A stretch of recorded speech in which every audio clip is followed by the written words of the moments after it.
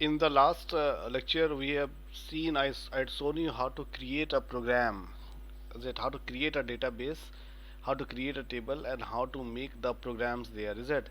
Now in this one, within now 2-3 more days, I am going to finish this MySQL topic. So let have some more topic are pending here in this one. So let me complete that, and once again we'll come back to MySQL, and I will show some more changes, some more queries, and then you people be able to write the program properly. Okay. Now you recall me, have I discussed here try and catch method in Python in class 11? No, I haven't not. Okay, okay, okay. 12 year, that back 12 year I taught try and catch. So there is a method try and accept error. Is it try catch try accept error? If suppose you are trying to open a database and database is not available there, or some error um, um, um, is going to have your query is going to issue some error, is it? Then what to do? Then a proper error message has to be given to user, that this type of error is coming, or unable to communicate to database, like that. So that codes we are going to write with try and accept method, is it? So that I'm going to let you know, but we are going to complete 2-3 more pages are there, is it? So here you see we are going to start with integrity constant. I think we have discussed integrity primary key, secondary key, like that. No. Okay, let it go. So here you see, last time I had discussed constant also, that check. So one more thing in this check here. So last time we have written check, it's working, but it is not showing. So guys, I checked out the version of MySQL. So this version of MySQL is not means it is supporting check, but it is overlooking it. Are you getting? Your codes will run, but this will be overlooked by MySQL. Do you understood what I told? Check constant will be overlooked by MySQL, right? So your codes are not going to have any error, but it will not be executed in the sense you have written this check clause, right? So constant can be anything, is it? Constant you are going to define on your own, right? So now I am going to go through this one, downside integrity constant. Okay, so just read, anybody? Go ahead.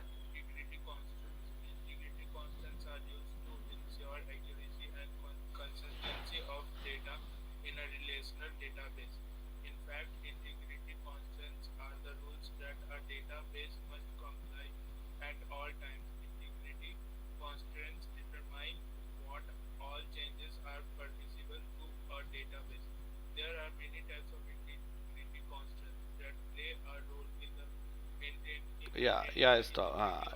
Yeah, yeah, yeah. Somebody else read. Your fan sound is coming. Anybody who is using microphone and using mobile microphone is working good. Read.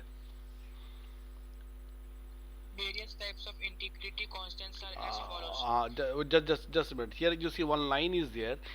Integrity constant determine what all changes are permissible to a database. I am asking you to go to your bank ATM. You go there and you change your address. Can you do so?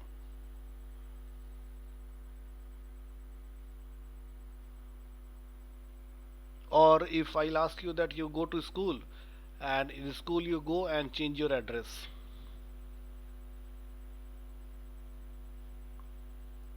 Got it? This is number one. Number second thing, I am as a database administrator and I do have full privileges over the table sitting in the school. So can I be able to change the address of your table according to my will? Yeah, two things are there. One is as administrator I do have a full control, I can change.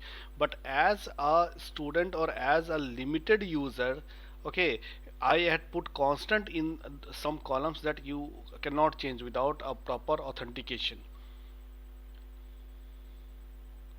Are you getting me? Can you give me some example in Android mobile, somewhere account you are writing you can change, but some account you cannot change? Can you tell me an example?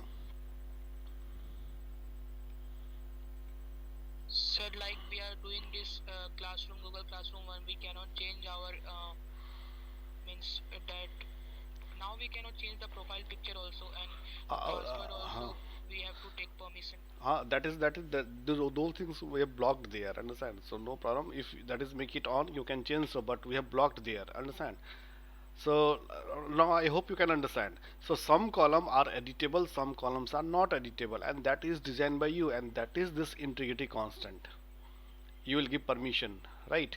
So now various types of integrity constants. Just read one by one. Entity and then referential. Read the entity. Entity integrity. The entity integrity constraint states that no primary key value can be null. This is because the primary key value is used to identify individual tuples in a relation. Having null value for the primary key implies that we cannot identify some tuples. This also specifies that there may not be any duplicate entry in primary key. Yeah. Second, Uh, referential integrity. The referential integrity constraint is specified between two relations and is used to maintain the consistency among tuples in the two relations. Informally, the referential integrity constant states that a tuple in one relation that refers to another relation must refer to an existing tuple in that relation. It is a rule that maintains consistency among the rows of the two relations. yeah, just a minute. So this first one is very much clear to you. Till now we have learned this entity integrity. Entity means what? Each individual records in a table, right? So if I'm telling Amit Kumar, and there are 5 records in the Amit Kumar, and I'll say Amit Kumar in the class, then which Amit Kumar is going to come in act, and which Amit Kumar record will be active? Okay, that is unbiased, is it?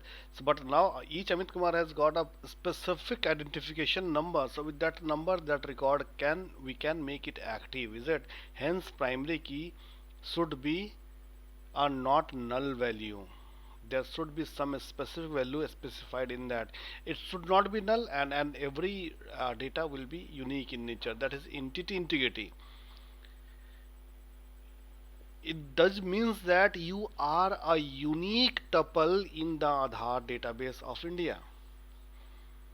So whenever Aadhaar table is going to be counted, you are as a tuple in that. Okay, if school table will be counted, then you are as a tuple in that. Your registration number will be as a tuple in that, right? Now come back to here, referential integrity. Now referential integrity means that whenever we are going to talk about RDBMS, relational database, understand? So we can make primary key in a table, and that primary key is an existing field in another table.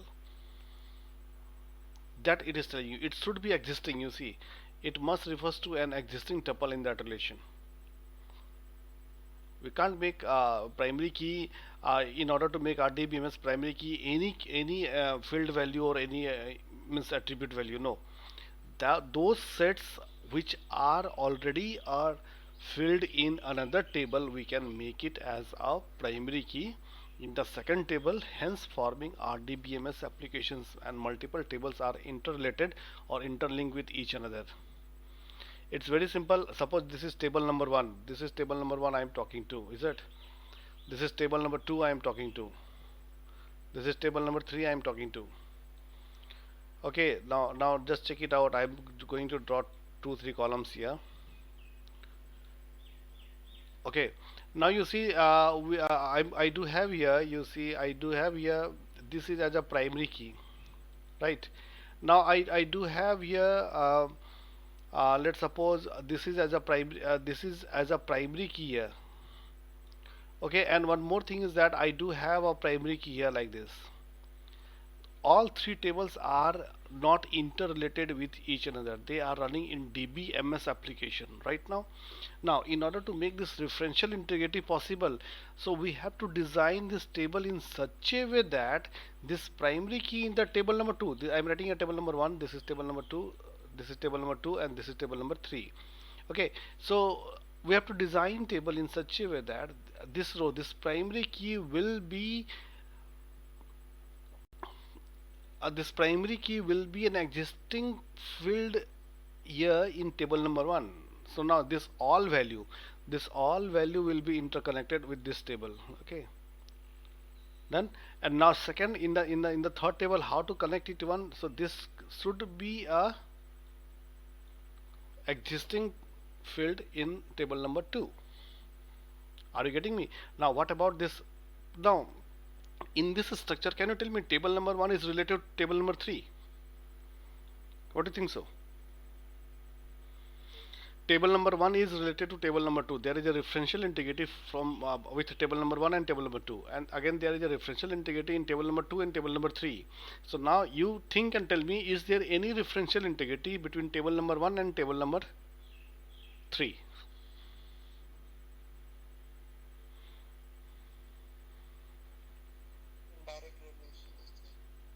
Indirect, we haven't learned indirect. I am asking, is there any possible means to connect table number 1 and table number 3? Yeah, it depends upon your design of the table. Okay, so when you are going to draw the table, you will think that how, which table to link with what. So suppose if I am going to make it here, you see this is the primary key, Anna. So if I am going to make very simple this all primary key here as a field, so now this will be connected to this one automatically. Is it okay? And this can be a structure, and if I am going to create a table here, let's suppose I am going to create a table here. I am going to create a table with a different color here, so that you can, so this is a table, okay, and in this table 1 2 3, so I am going to make here 3 columns, and I am going to do here, I am going to make this column here this blue color, so that you can understand this blue color is this column, this all values in this blue one, and then again I am going to make in this orange one, this orange one is the value here for this one, and third one is green color, so green color is the value here, I am putting with that green color. So I make this table. Okay, so if I make this table here, then automatically what is that, this blue will be linked here, this orange will be linked here, and this green will be linked here automatically, is it? So I need not to bother about this all individual table, rather I connected this table with all these individuals. So I am working on this, and what happened that whenever I need data is coming from these all tables. That's why nowadays while going for making your phone SIM and something, only a referential ID is required, and that is your Aadhaar number. With Aadhaar number, suppose this is let's suppose BSNL form, so simply Aadhaar number, this all details will come and fill this form automatically for you. This is known as RDBMS application. Is it okay? And this is being enforced via referential integrity. Is that? Now right here, domain integrity. Read this one first. Domain integrity. The domain integrity constraint states that every element of a relation should respect the type and the restrictions of its corresponding attribute. A type can have a variable length which needs to be respected. Restrictions could be the range of values that the element can have, the default value if none is provided, and if the element can be null. So you are writing integer 2. Suppose I am going to write here simple integer 2. What is the meaning of this 2? Only 2 digit it can go. Meaning here is that till 99 we can enter. For 100, this domain integrity is now being enforced. This domain integrity will no longer come in act if we are going to enter 100. Okay, so that 100 will not match with the domain integrity of that column of the table. Okay, so that it is asking. Okay, it defines with null value, it defines with default value. These all things already you know how to write. We have discussed. User defined integrity. This one you read. User defined integrity. A business rule is a statement that defines or constrains some aspects of the business. It is intended to assert business structure or to control or influence the behavior of the business.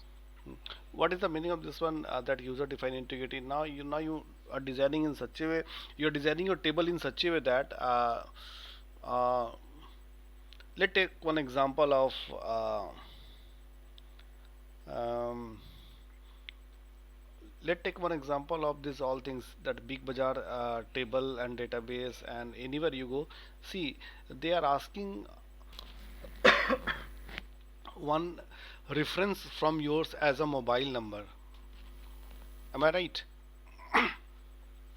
Whenever you purchase and whenever you are going for transactions all, so they are asking a mobile number. Why they are asking that mobile number? And suppose you are giving the same mobile number which one is registered, then definitely you might be some, you are getting some sort of bonus or some sort of points or some sort of discount or something like that. So if this type of integrity you have to enforce for your business, or some rule you are going to create on your own. Okay, let's suppose your rule you are going to create, that if a customer making some business with Big Bazaar for 10 times, okay, within a month, then uh, in the 11th time 10% discount will be given to that guy, is it? So how to make this enforce?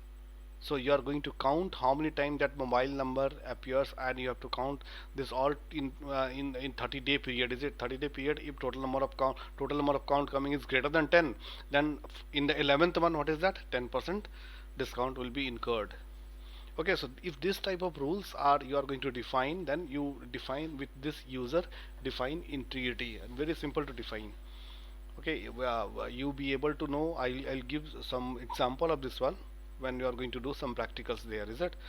Okay, now next one, alter table command. Already we did alter table command, alter table name. Then you need to have a constant. If you want to add a constant, then with add clause. Okay, if you need to change a value, then suppose this is okay, this one is roll number, okay, and this one is name. Roll number 22 is Amit Kumar, and roll number 23 is again Amit Kumar. So by mistaken you have written this Amit Kumar here, you have to change this Amit Kumar. So for that one, which keyword you have to use here? Add. We are seeing add, but to change this Amit Kumar to, let's suppose, Mohan, is that what keyword is there? It does not come under alter, it is under update. Yeah, update.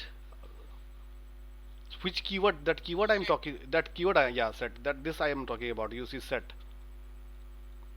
Okay, so here you see this, in this alter you are getting this add as a keyword here, and yeah, in order to change this one you are going to get this one as a update command in that set clause. So if this, what is this set and what is this add? These all are unique keywords that you have to keep in your mind every time. Which keyword I have to add where? Okay, so here you see set. What is the meaning of this set coming here, and what is the meaning of this add coming in your mind? Just tell me your practical means instantaneously what is coming. What is the meaning of set and what is the meaning of add? Suppose you are not knowing anything. So if I am going to write add, then what is coming in mind? Something you are adding. You are adding to some existing something. Okay, your class is there and I'm adding one table, adding one chair. So chair I am bringing from outside and I am putting in your class. That is add. And what is this set?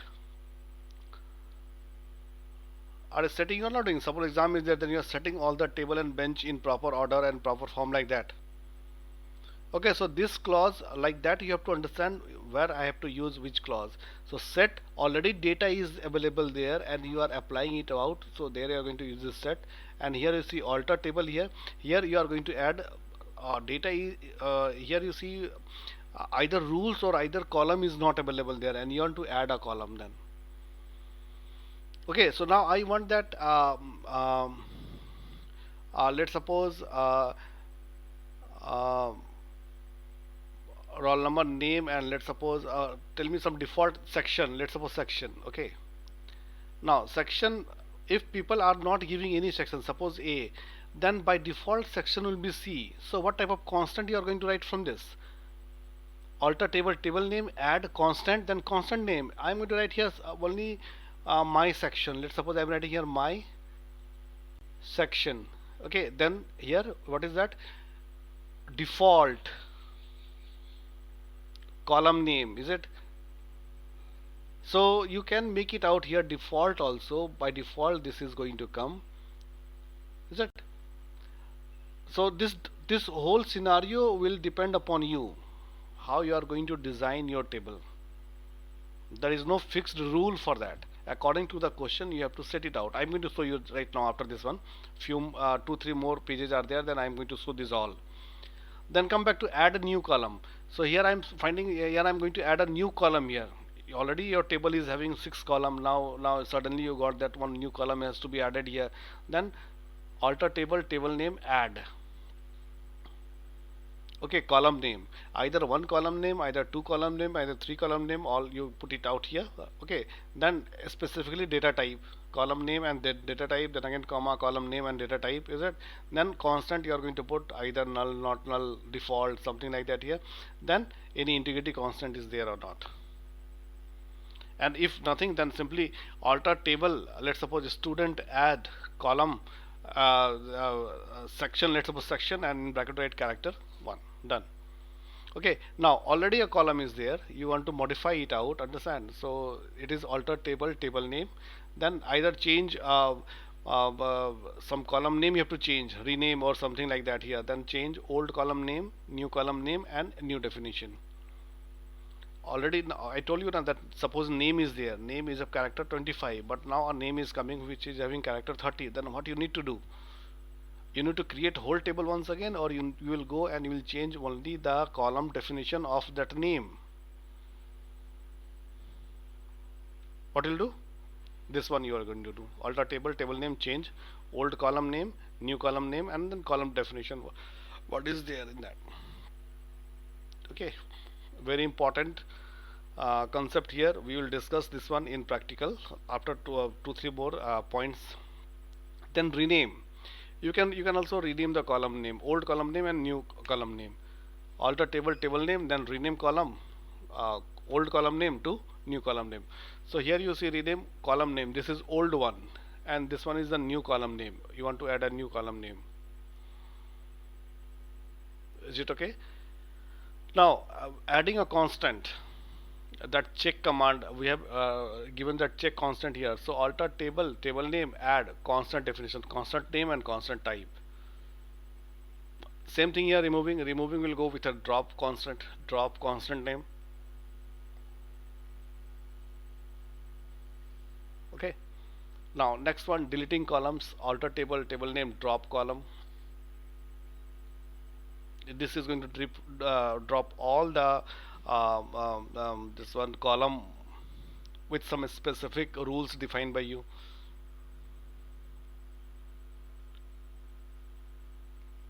Okay, so now next one, enable and disable constant. Any constant you want to enable and you want to disable, so with the keyword enable constant, with keyword disable constant, you are going to make it out. uh, might be some sort of confusion running in your mind, but I'm going to show you these all things practically in MySQL. They are very easy concept. You simply need to understand you are working with the table, is it? And it's up to you. You are either adding column, you are deleting column, you are changing column, you are adding new rules in your table. Okay, that is up to you. You are renaming columns. So these all things will be coming in the practical. Okay, now viewing constant. So create table name. Okay, so this is going to show you all the constant, all the rules in your table. Okay, next one you see drop table, the last command I think so for the discussion here, drop table. So drop table is going to delete your table. Okay, this one you read, then we are going to end this one. This is the last page for this notes. What is that? Okay, drop table. Go ahead, somebody read. The drop table statement is used to move a table or object table to the recycle bin, or to remove the table and all its data from the database entirely. For an external table, this statement removes only the table's metadata from the database. It has no effect on the actual data which resides outside of the database. When you drop a table that is part of a cluster, the table is moved to the recycle bin. Yeah, However, just a minute. Just now you see it is written here part of a cluster. If you really want to know this part of a cluster, then you make yeah, you just go to your hard drive, understand, and just have a right click and go to the properties of any drive you go, and after that you see so many system tools are there. In that one tool is there disk defragment. Okay, so you click that disk defragment and then you find out what is a cluster. Okay, so cluster is you can think a physical part of that hard drive space. Okay, arranged properly. Got it? So that is a cluster here. So when you are going to have a drop command, drop doesn't have something to rub like that. No, that cluster, that path, that area will be placed to recycle bin. It will not be placed to recycle bin, but the address of that cluster will go to the recycle bin. Are you getting to me? But cluster remains same at its place, and once you have confirmed delete from that recycle bin, the linking address will disappear. So now that cluster remains there, but this cluster is not having any referential, not having any address, understand? Hence you think that it is being deleted. Got it? And if you know this type of programming, you can still recover these deleted files back. Your file is already there, only the referential integrity, that is address is deleted by you, deleted by operating system. Okay, so can you recover your data from your pen drive after being deleted? Can you recover what data you have deleted from let's suppose 30 day back? If you have 32 GB pen drive, okay, and 5 GB you have deleted, let's suppose 30 day back, and after that you have so many things you have copied, but still space is left there. Can you recover it back? Of course you can recover it back. So that is, these clusters are having, which are having data but no address. You search it out, it is commands are there to search it out, and after that you can check it out which one is your data matching coming. So again make a address for that. Okay, read after that. Check this cluster, this is very okay, read. if you subsequently drop the cluster, the table is purged from the recycle bin and can no longer be recovered with a flashback table operation. Dropping a table invalidates dependents, objects, and remove object privileges on the table. If you want to recreate the table, then you must regrant object privilege on the table, recreate the indexes integrity, constraints, and triggers for the table, and specify its storage parameters. Truncating has none of these effects. Therefore, removing rows with the truncate statement can Be more efficient. be more efficient than dropping the recovering table. Okay, okay. So this whole notes, I think you go and you review it out. I had already given to you. This is in nutshell summary of MySQL, what you have to learn. Okay, and for more details you refer to book. Many things are there in the book. Okay, but in small period of time, and to cover much more thing, you need to give some time at home to read books, right? Okay.